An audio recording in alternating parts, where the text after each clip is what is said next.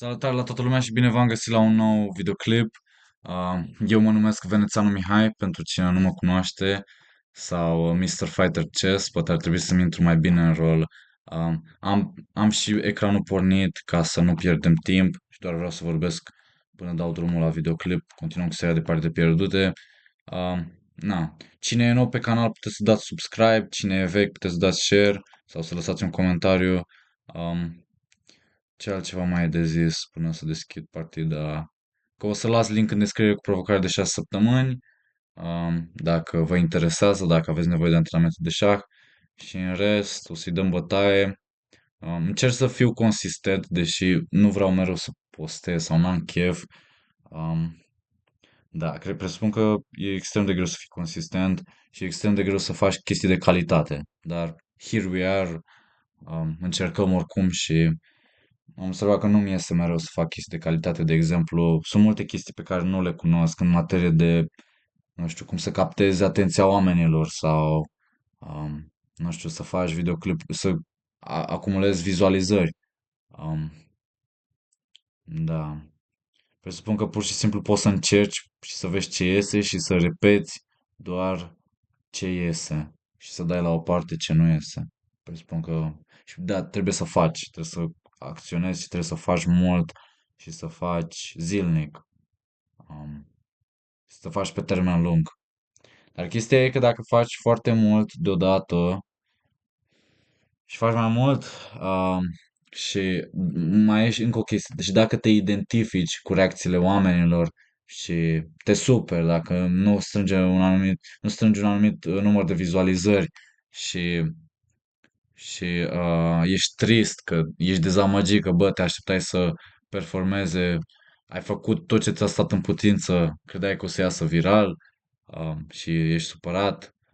Ideea e că nu ești singurul, nu ești singurul, nu ești singura și dacă faci asta o să fii dezamăgit mereu și o să renunți, probabil, dacă renunți e cel mai rău, că după aia nu o să știi niciodată cum puteai să îmbunătățești și să înveți din ce ai făcut greșit și în final să ai o reușită și să ai reușită și succesul nu e ceva static, e ceva dinamic. Succesul este o acțiune într-un fel, nu este ceva care stă pe loc. Nu atingi succesul, și că fuge și se duce iarăși cobor la pământ. Nu atingi succesul. Succesul e ca o cursă. um, Este ca o mașină și care cum ar fi în mișcare. Succesul este o alergare. Succesul nu e să stai jos, este o alergare. Succesul e un mers cu mașină de Formula 1. Nu este mers, nu e să stai pe loc. Da, sau mers cu trenul poate să fie și zbor. În fine, succesul este o acțiune, e ceva dinamic, nu e ceva static, nu e o plantă, nu e ceva care vegetează, nu e un animal care are creier. Asta e ideea, în fine. Bun.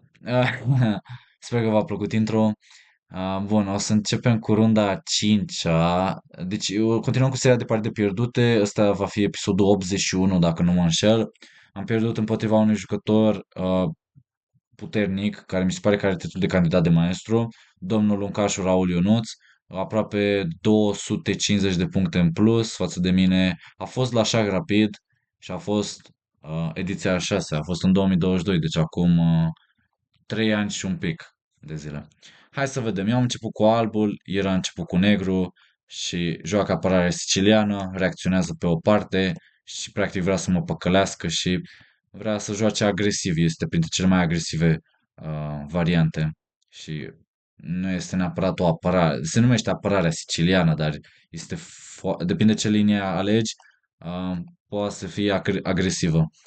În fine, mi-am adus calul în mijloc, cum fac de obicei, și aici este o tabia. Vă învăț și cuvinte noi. Se scrie T-A-B-I-Y-A.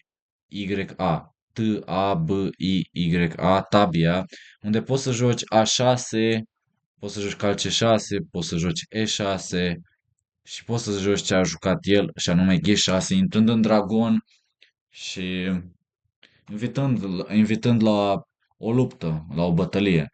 Și dacă nu vrei lupta, nu vrei bătălia, poți să joci liniștit, de exemplu așa, așa și faci rocada mică și joci pașnic și ții de centru și joci F3 nebune 3 și te dezvolți și încerci să câștigi progresiv sau cel puțin măcar ai remiza. Dar eu am acceptat lupta, având în vedere că eu sunt underdog și am jucat Nebune 3 cu ideea de a-mi scoate piesele și de a face rocada mare. Scoate și el nebunul, asta este ceva cunoscut, se scoate fiecare piesă, calce 6, nebun C4 și toate piesele ies la acțiune. Observați unde mi-am pus nebunul pe diagonala liberă. Nebun de 7 încearcă să mă păcălească într-un fel, damă de 2 să fac rocada mare, rocada mică și rocada mare. Intrăm în varianta principală. Și acum am păcălit pentru că a jucat dama A5. Varianta principală este tură C8. Varianta veche principală este tură C8. Și după aia joci nebun B3, cale 5 și așa mai departe. Da, rege B1, asta, etc. Sau H4, poți să joci H4, H5 și nebun G5 și tură C5. Ceva ce am jucat, de fapt, cu albul într-o partidă. Puteți să o găsiți în seria de... Uh, nu mai știu, nu e în seria de parte pierdute, nici în seria de strategie. E când am arătat turneul pe care l-am jucat.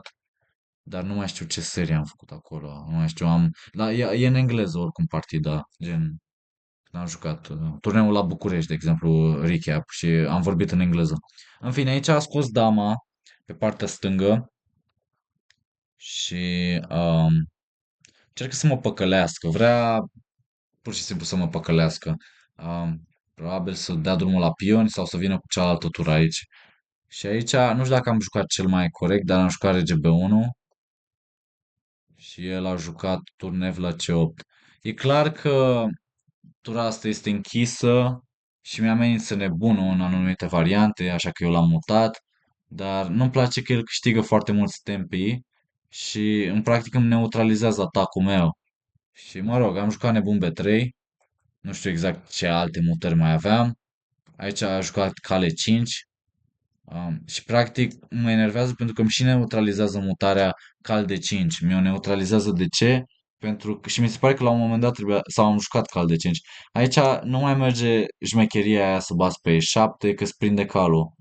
Dar presupun că tot trebuie să joci ceva de genul ăsta sau să iei pe F6, să schimbi caie și după aia să bați aici. Ceva de genul cred că am jucat în partidă oricum. Dar eu am ales aici G4, care apare cu MOV și zice că e teorie. El mi-a zis după partidă că trebuia să joc H4. Și H4 este gen tabia, adică e ceva care vrei să joci mereu. Dar am crezut că după H4 joacă H5 și acum nu mai am niciodată G4.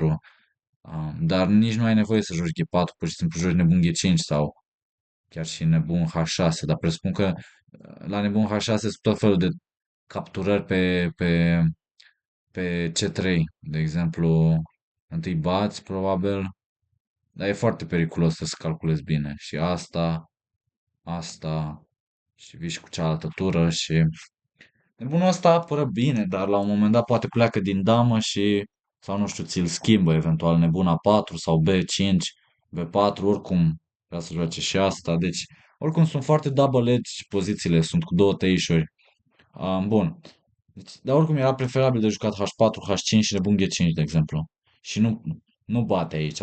Dacă bați vreodată o să schimb damele. Dacă schimb damele și schimb și ai doar o tură, nu mai are același efect. Rege B2, de exemplu, și nu mai are același efect. Plus că am niște tempi în plus, am timp, că am pus nebunul bine, uh, pot să mă dublez cu turele. Nu are piesele plasate suficient pentru un atac. Nici dacă încearcă A5 cu ideea A4, pot să joc și A3. Zice în genul. Probabil că A4 nu-i place atât de mult. Nu știu de ce. Probabil are calce 4 sau ceva. În fine. Dar oricum, ideea e că H4 trebuia jucat. Și după nebun G5 habar n-am, nu știu, se continuă. Nu știu de ce mi-era frică. Că mi-era frică poate de B5 sau ceva. Dar nici nu mi-am dat seama de H4, H5, nebun G5. Oricum era așa rapid. Eram foarte emoționat. Nu știu exact de ce mi-era frică. El ar trebui probabil să pregătească să se dubleze. Nu văd. Nu apare cu... Poți să joace daunul B4 cu ideea 5 A4. Dar ai putea să-i gonești dama și el trebuie să se întoarcă înapoi. Deci n-a rezolvat nimic, doar ți-a provocat slăbiciunea asta care nu l-a ajutat cu nimic. Ce ar putea să facă aici, să se dubleze, exact cum am zis, tură C5 și după aia tură C8.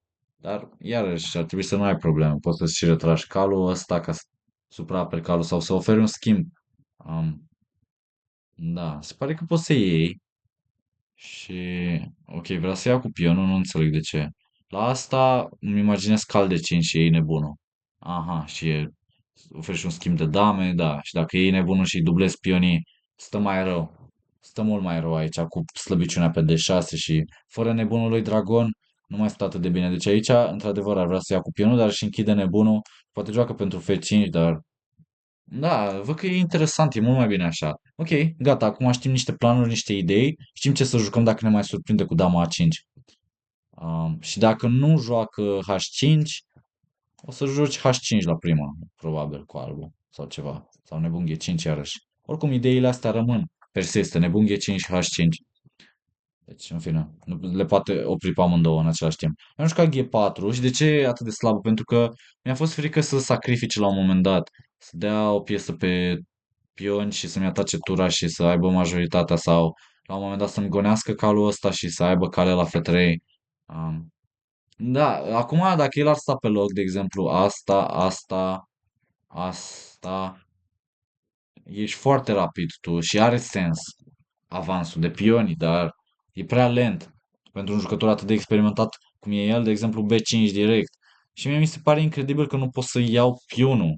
Sau pot, oare? Eu nu i-am luat pionul. Că dacă îi luam, um, bate, presupun. Și asta era șmecheria, că mi-a slăbit pionul F3. Sau bate direct pe F3 mai bine. Da, da, asta am văzut. Și după aia nebunia la B5 și aici sunt complet devastat, aș putea spune. Deci de asta G4 nu a fost bună pentru că am permis B5. Și eu nu mi-am dat seama când am permis B5. Doar că vedeți, eu joc pe partea dreaptă, el a jucat pe partea stângă. Și aici am adus calul în mijloc ca să schimb damele.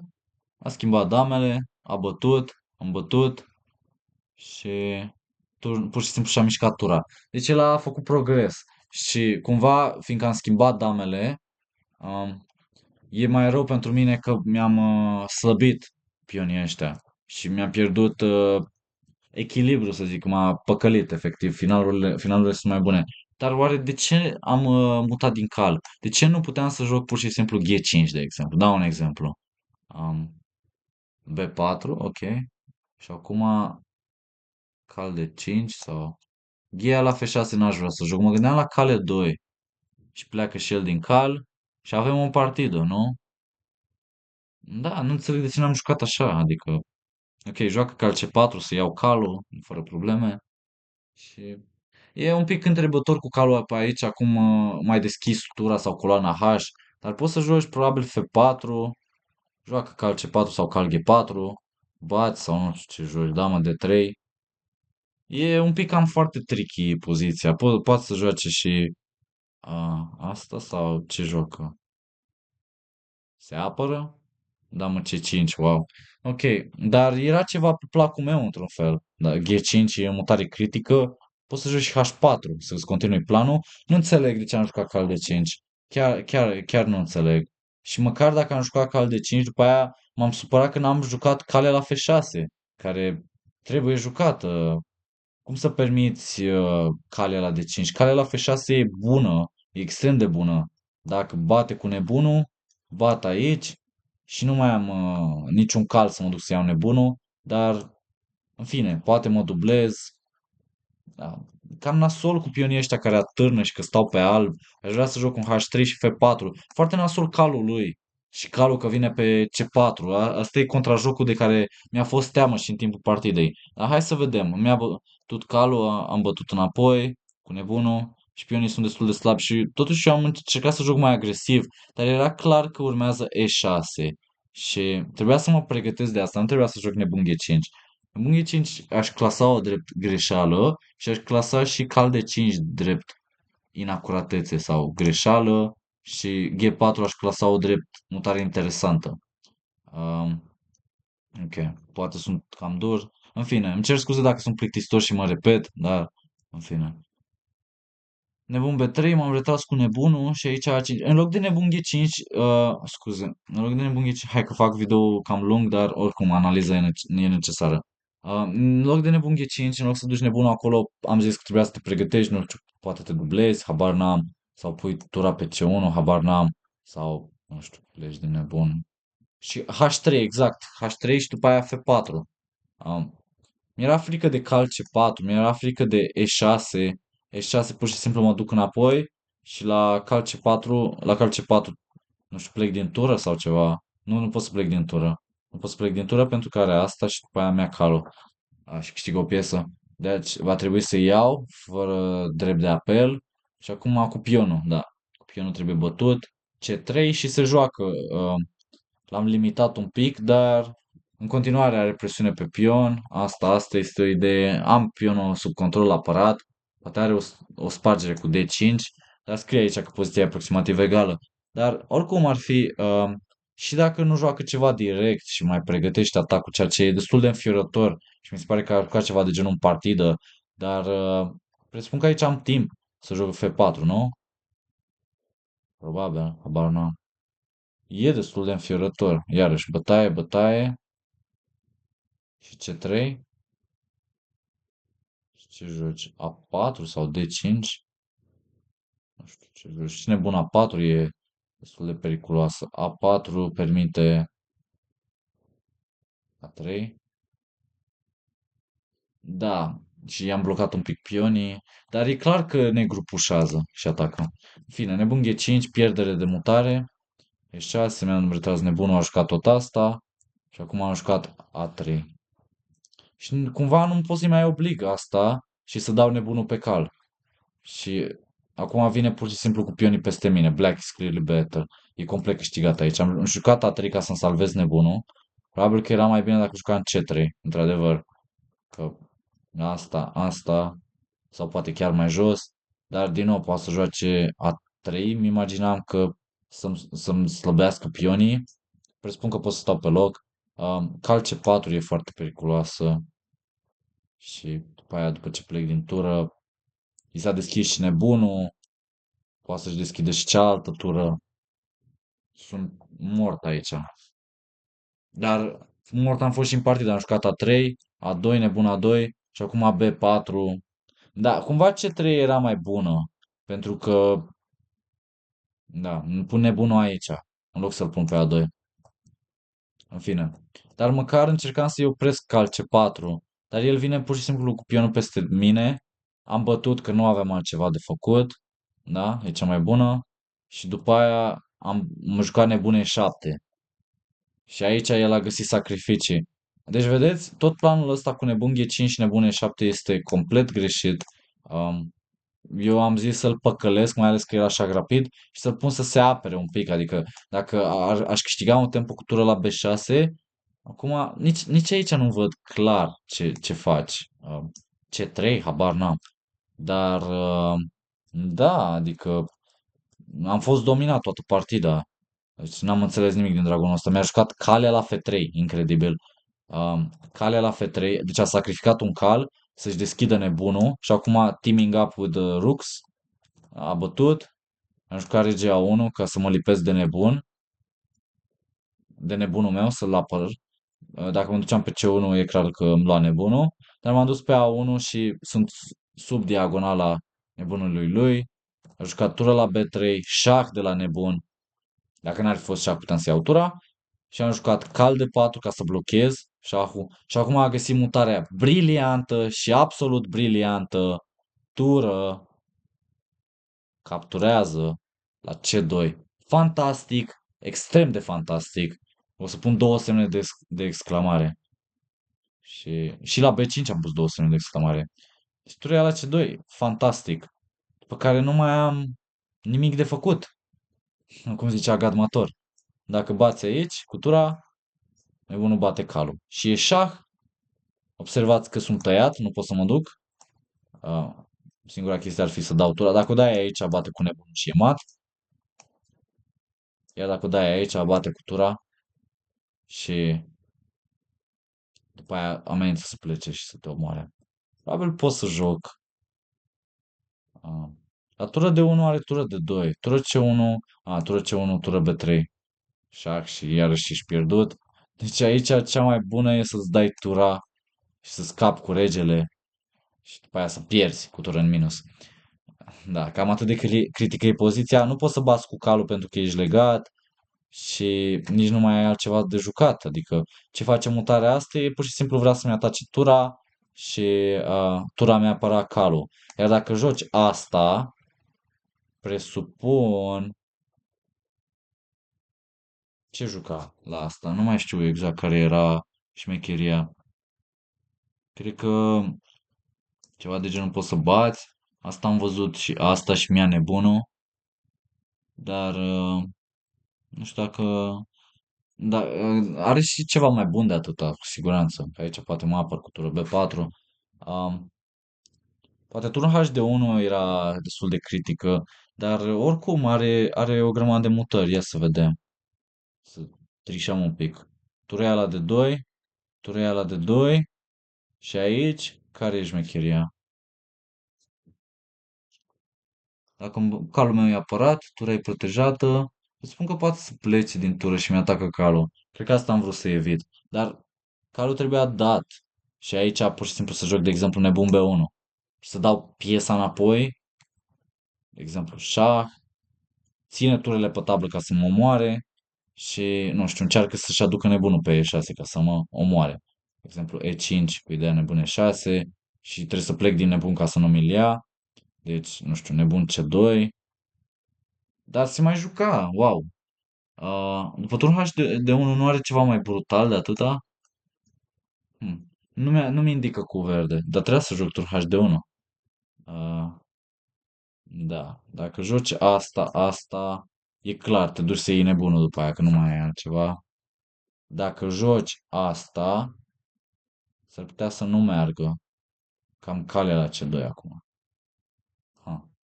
Foarte interesant. Deci aici trebuia să bată. Dar trebuia să vin cu cealaltă tură și să mă apăr, să încerc. Dar eu m-am dus înapoi, jos, și acum pur și simplu mi-a legat nebunul Milia la următoarea mutare. Am bătut pe D6, a bătut asta, șah, și a găsit și un șah critic aici, după care am cedat pentru că ce mai rămâne de făcut e doar să-mi dau toate piesele, începând cu asta și asta. Sau puteam să dau tura de la început și poate să ia cu tura și să amenințe mat și amenință asta. E complet câștigat. În fine, deci ce am greșit? Am greșit că asta a fost interesantă, dar nu e cea mai bună, H4 e mai bună. Ce am mai greșit? Am greșit că l-am lăsat să mă păcălească și B5 este bună, că vine cu piesele peste tine. Am greșit că nu am fost suficient de bine pregătit împotriva la dama A5 specific aici, dama A5 și m-am păcălit și am greșit că am venit cu calul sus, prima greșeală, apoi altă greșeală mare cu nebunul aici și apoi altă greșeală mare. Și o să pun semn de întrebare aici. Și cam atâta de la mine, sper că v-a plăcut. Dacă v-a plăcut, dați like, share, subscribe, ce vreți voi. Dacă iubiți, dacă a fost nemaipomenit videoclipul și recomandați și altora. Și na, ce să zic, până data viitoare, stăm aproape. O să pun și link în descriere, provocare de 6 săptămâni dacă aveți nevoie de antrenamente sau dacă cunoașteți pe cineva care are nevoie. Și mi-ar plăcea dacă m-ar ține cineva responsabil, dacă aș putea să fiu consistent, dacă aș putea să fiu tras la răspundere. Dar dacă nu pot să fac eu asta cu mine, cine poate să facă? E foarte greu să postezi zilnic, e foarte greu să te menții consistent când nu vrei, când nu ai chef și foarte greu să faci ceva bine făcut când n-ai ghidare și trebuie să-ți faci research, trebuie să-mi fac eu research. Dar în fine, cam atât de la mine, deja am făcut videoclipul lung, 25 de minute, Mr. Fighter Chess Out, luptătorul de șah. Cred că singurul lucru bun care merge în ultimul timp e că mă uit la wrestling, la WWE și de acolo, dacă ești atent, dacă plătești atenție, uh, asta înseamnă, e o glumă, pay attention, asta, și devin poate mai dramatic, mai luptător, mai exploziv, electrifying, poate așa uh, captez atenția pe YouTube și poate o să fie ready to rumble. Cred că asta lipsește, într-un fel. Vă mulțumesc că v-ați uitat, apreciez și ne vedem data viitoare. Salut! Pa, pa. Cred că mai avem nevoie de șapca aia, șapca cu Minnesota și Twin Ports. Cred că avem nevoie de glume pe canal și avem nevoie de dramă și entertainment mai mult, într-un fel. Pentru că educația e.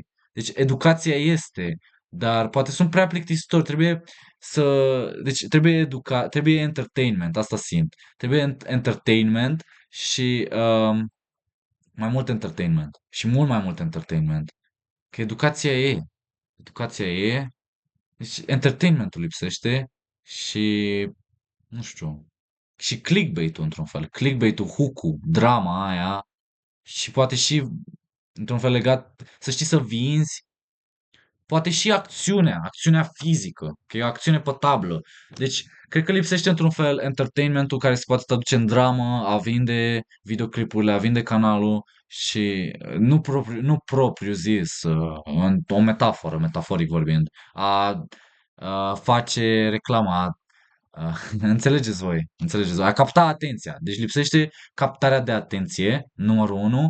Doi, aș vrea să zic, poate ceva mai mișcător, dinamic, fizic, de exemplu. Poate ar trebui să încep să fac niște videoclipuri cu piesele. Uite, asta e o idee pe care ar trebui să o aplic, efectiv pe tablă și să vă arăt ceva fizic. Cred că ar fi foarte șmecher. Data viitoare poate facem asta. Pentru că e prea boring ce fac footage, gameplay, așa și vedeți seria de parte pierdute, ok, dar cui îi pasă? Let's be real now. Nu? Adică educația e, nu știu. Nu știu ce nu e. Nu sunt eu, habar n-am. Nu știu. În fine. Mă gândeam, în fine, nu o să mai zic la ce mă gândeam, o să pur și simplu o să încerc să fac niște videoclipuri, văd cum ies, testez. Uh, da. Să încerc să aplic din WWE, poate, vedem. Dar cert e că trebuie să fiu consistent și trebuie să postez. Ideea, ce voiam eu să zic cu burnout-ul la început, e că dacă faci prea mult, prea mult și nu ești capabil, ok, să vii și următoarea zi, să vii și următoarele zile și uh, să mai poți, nu te omorâ, adică nu s-ar putea eu să-mi pun un target pe un an și dacă mă supra-solicit în primele zile, în primele săptămâni, s-ar putea să nu ating primul an.